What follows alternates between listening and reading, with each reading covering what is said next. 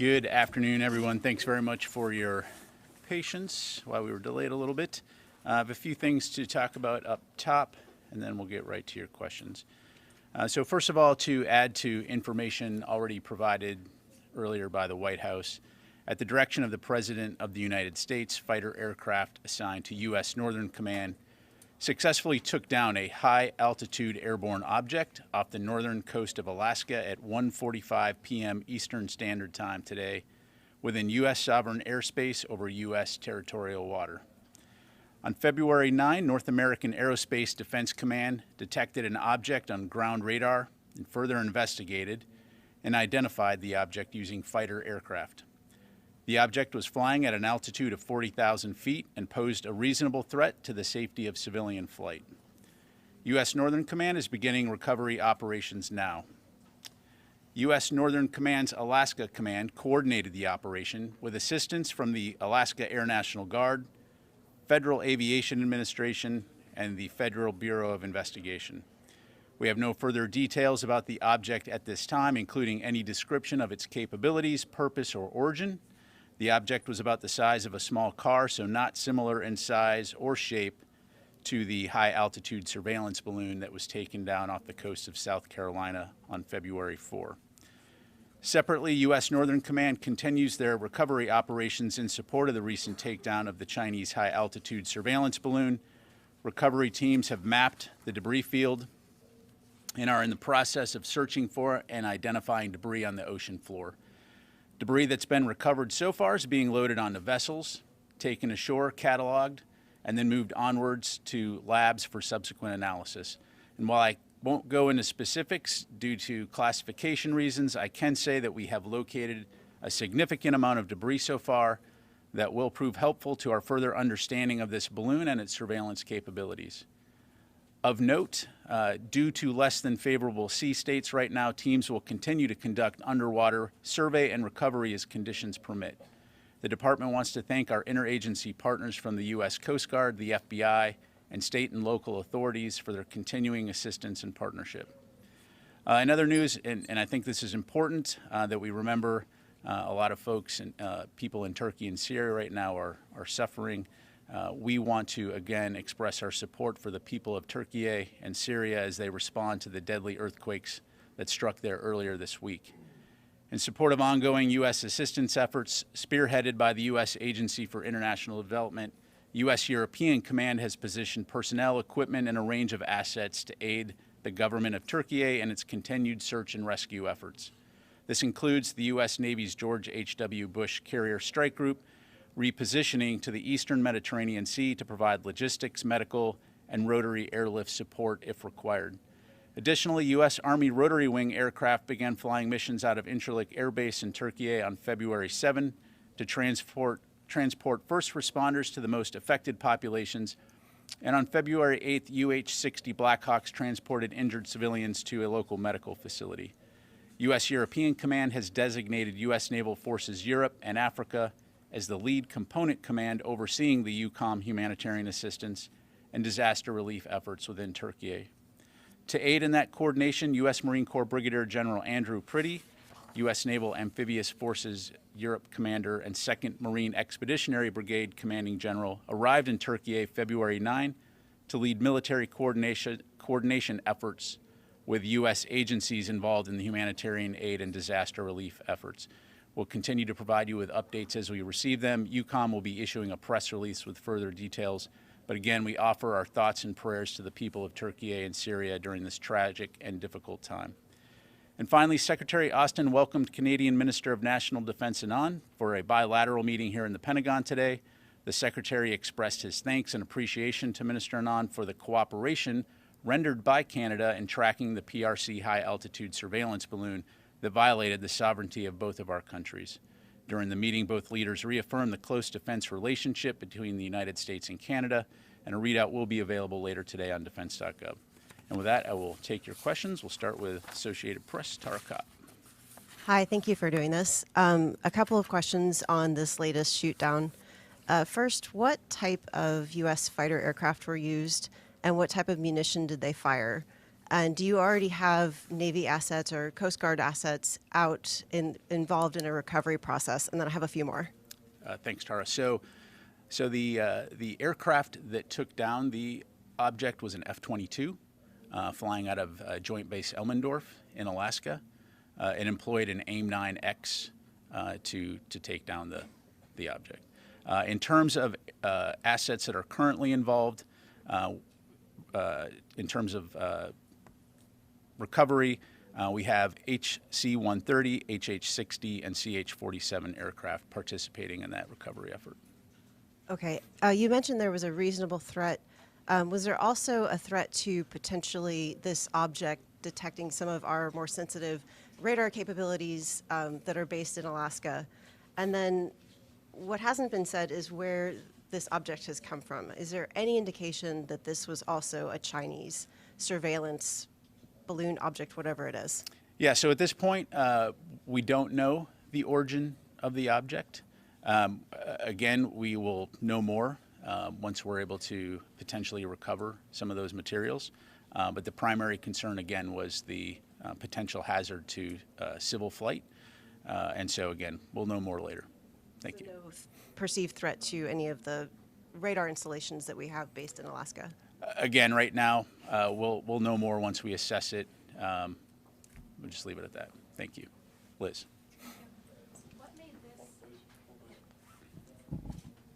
Thank you. Thanks for taking my question. What made this threatening enough to shoot down? What is different about this object than the last object that was over Alaska? Because it was chosen not to shoot the last one down over Alaska. Yeah, so the important thing to understand here is anytime we detect anything, we're going to, first of all, observe it and then make a decision and take appropriate action. So you have to look at each individual case on its own merits. In this particular case, given the fact that it was operating at an altitude that posed a reasonable threat to civilian air traffic, the determination was made and the president gave the order to take it down. Was there a specific threat, a specific civilian air traffic incident that could have happened? Again, as you well know, civilian aircraft operate, at a variety of ranges up to 40 to 45,000 feet. So again, there was a reasonable concern that this could present a threat to or a potential hazard to civilian air traffic. So let me. Just one more question. Yep. Has Secretary Austin reached out to his Chinese counterpart or any other counterparts at all since this has been tracked? Since this particular object, no. Let me go here, and then I'll come over to Oren.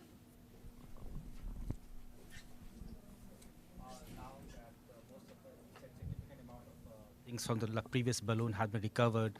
What additional information you have now about the capabilities of that balloon? Yeah, so we're continuing to assess that. Again, I'm not able to go into more detail other than, in addition to learning a lot about the balloon and the capabilities that it has while it was over the continental United States, we have identified or located a significant amount of debris on the ocean floor that will be very beneficial to us learning more about it. But at this point in time, I'm not going to have more details. Manufacturing label on these equipments or the balloons indicate that they're all manufactured in China, sourced from China? Again, I'm not going to have details to provide it at this point in time. Also say that 39 other countries have indicated they have seen balloons in their territories. Are you sharing those information from the Pentagon to these countries, or the capabilities, how you shot them down? So in terms of what we're learning about these balloons, I know the State Department has talked to this in terms of our international outreach. Certainly, the Department of Defense plays a role in those relationships, and so we will continue to work with our allies and partners to share information along with our State Department colleagues. Let me go to Oren. Two questions. First, did this object show any signs of maneuverability or propulsion? And then you and other Pentagon officials made a big deal about how much intelligence was gathered by letting the other one float across much of the United States, and yet you shot this one down before it entered the United States. Is that the Pentagon bowing to political pressure? Was there nothing to gain from this one? Yeah, so again, we're going to judge each of these on its merits. No indication at this time that it was maneuverable, but again, we'll know more. And in terms of entering the United States, it did enter U.S. airspace, and we took it down. Did you gain intelligence from this one as you did from the previous one? We're going to recover what we can from this, and more to follow. And was the decision to shoot it down before it enter too far into the U.S. airspace, the Pentagon bowing to political pressure from the Hill? Look, again, we're going to judge each of these objects on its own merits. It entered into U.S. airspace on February 9th. We sent up aircraft to assess what it was. The decision was made that it posed a reasonable threat to civilian air traffic. The president gave the order to take it down, and we took it down. Thank you, Laura. And then I'll go to Dan. Can you? Oh, thanks. Sorry. Thanks for taking my question. So a couple questions. First of all, has anything like this happened before with a object this size, this shape, in this particular height for the 40,000 foot range? Has it happened before? And then second of all, why did you? Can you say more about why you knew that last balloon or object was from China, whereas this one you don't know? So in terms of this particular object, again, as I highlighted, we don't know where it's from. It posed a reasonable threat to civilian air traffic, and so the determination was made to take it down. In terms of the other balloon, as I mentioned in our previous briefing, we have learned a lot about the Chinese surveillance high-altitude balloon program. We've gathered a lot of information over the last couple of years, and so we were able to, based on that information, detect at a very early stage. As it approached U.S. airspace, we had a good understanding of what it was. As I mentioned, we were able to monitor that closely, track it while it went over the continental United States, learn a lot about it, and take it down at the appropriate time. So would you urge us to put this in a different bucket than that, or should we? Yeah, I think I was pretty clear. This was traveling at about 40,000 feet, which posed a reasonable threat to civilian air traffic, and the decision was made to take it down. So, Dan. When the pilots approached it, and they determined, I understand, that it was not manned. How did they determine that? And at that point, wouldn't it be possible to at least describe what they were looking at? Did it resemble a balloon or an airplane or what? Again, we'll know more and have more information once we've recovered this. I will give credit to our pilots that they're very capable in terms of looking at an object, assessing whether or not this had the potential to be manned. At that altitude, something that small, very, very unlikely that it was manned. And so, again, no indication that it was manned, presented a potential reasonable threat to civilian air traffic, and we took it down. What speed was it traveling at, by the way? I don't have that information. Just on the Chinese balloon, if we could go back, is it still, in the Pentagon's view, plausible or maybe even likely that it was not necessarily intentional that when that balloon turned and blew eastward, that it seemed to have not,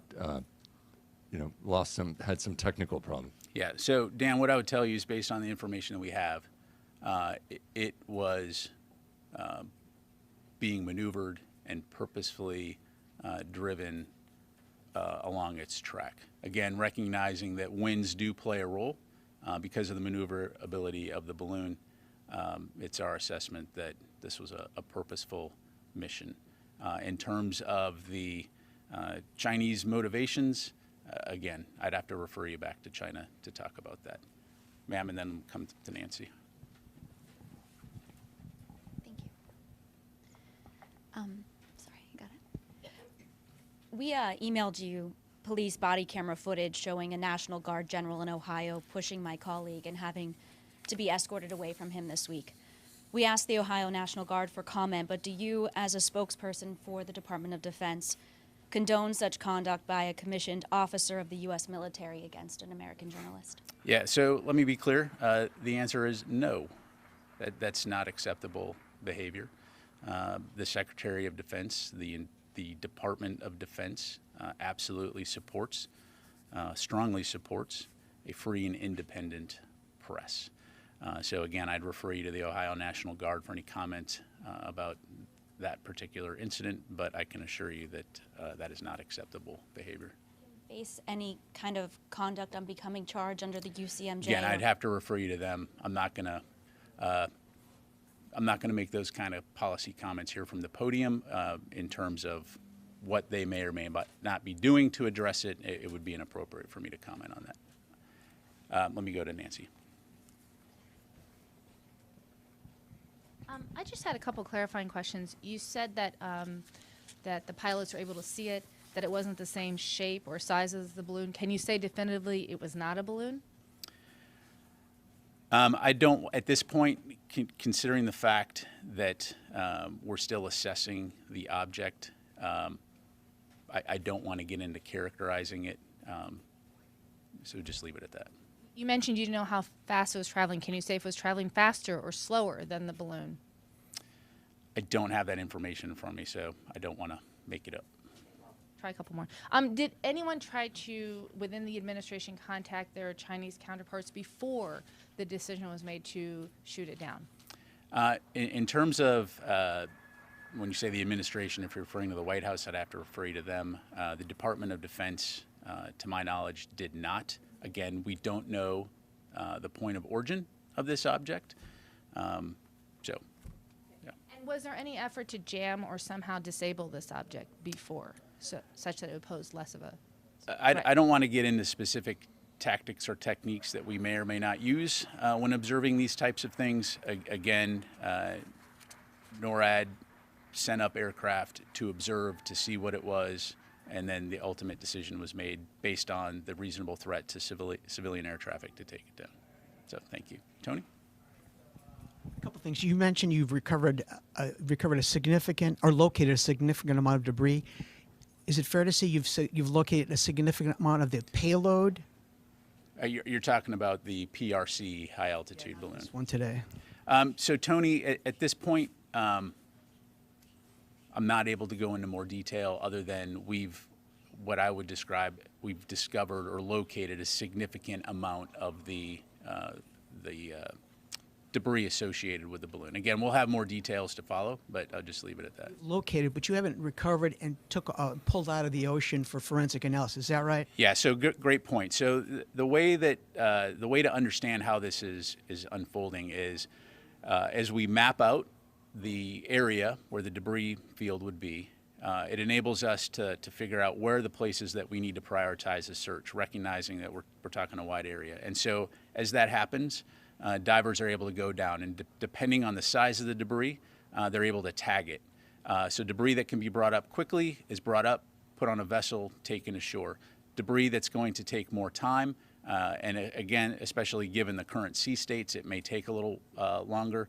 We know where it is, so we tag it, and then we'll go back and eventually recover all of that and bring it up. Like it's the equivalent is you found the Titanic, but you haven't started pulling up debris yet from it. Exactly. I want to ask you about the overall program. You said you've been learning a lot about this balloon program over the last couple of years, yet the annual China report doesn't have a peep about balloons in there. You spend a lot of money and effort, but no balloons. We learned about Taiwan and China's balance of power against them, and satellites and jets, but no balloons. Why not? So Tony, what I would say on the unclassified China Power report, right? There's going to be certain elements, intelligence aspects in the unclassified version that may not be included in that particular report.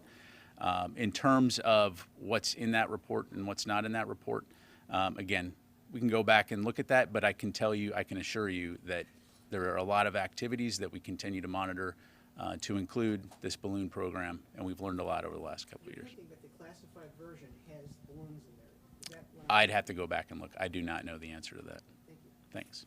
Let me get a couple other folks here. Mike, and then over.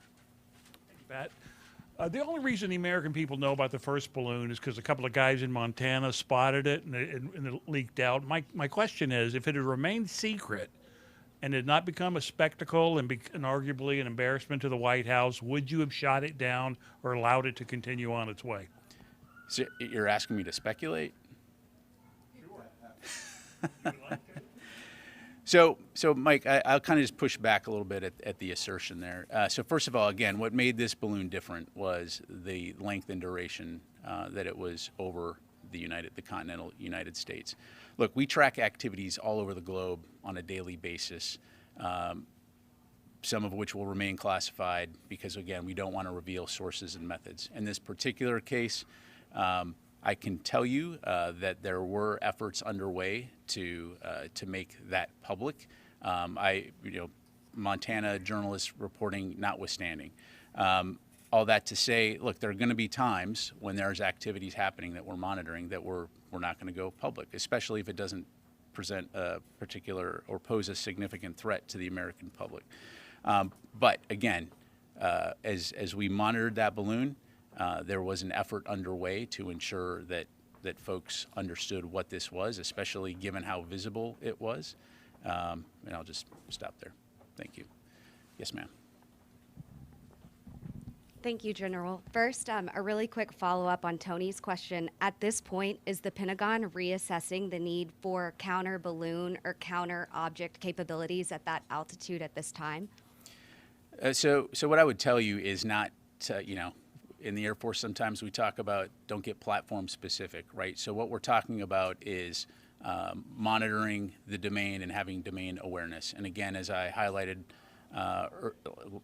seems like a couple days ago, probably last week, we're continuing to learn more about this program, which enables us to identify and track objects, and thus ensure that we're continuing to protect our skies and our airspace. Thank you. So and thank then, real quick, first, do you and Admiral Kirby know the shape of this new object? And if so, what is sort of the reason for why you can't share its shape before it was shot down?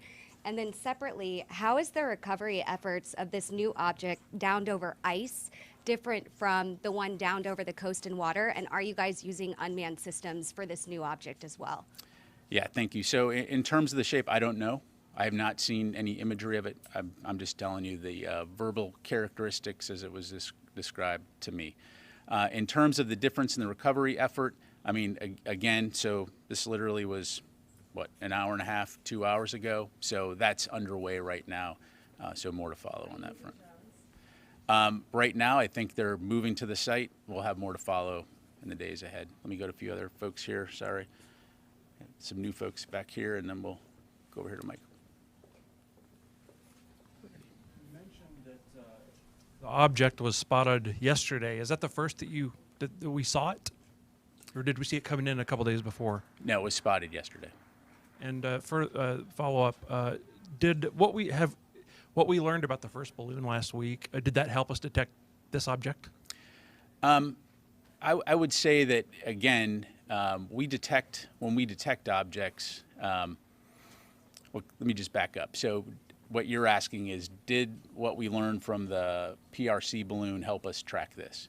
Kind of a little bit of apples and oranges, right? In terms of NORAD, NORCOM maintains the ability to track objects. So again, they track this as it approached and entered into U.S. airspace. Again, we're still assessing what this object was. So I don't know that we learned anything new as a result of that, other than, again, I think we're all, to include the media and the public, very attuned to balloons at the moment. So thank you. Yes, sir.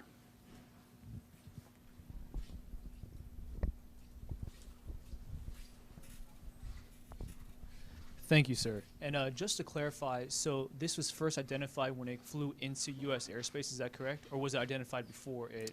It was detected yesterday, and then, again, NORAD sent up aircraft to observe it, see what it was, and then the decision was made to take it down. And do you have any information whether this object flew over any other sovereign nations or countries? I do not. Do not. Okay. We have time for a few more. Let me go to Joe. Question about the recovery effort. I think you'd mentioned at the outset that it was going to involve rotary wing aircraft. That's because it landed on ice as opposed to water. That's why there isn't watercraft being used.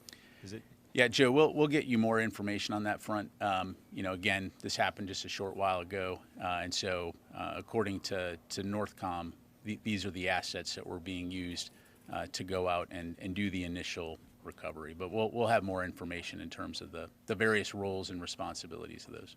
Just get down in the weeds for a second. Any idea what units are involved in the recovery effort or in the F-22 that shot it down? We can get you that information. Thanks. Phil?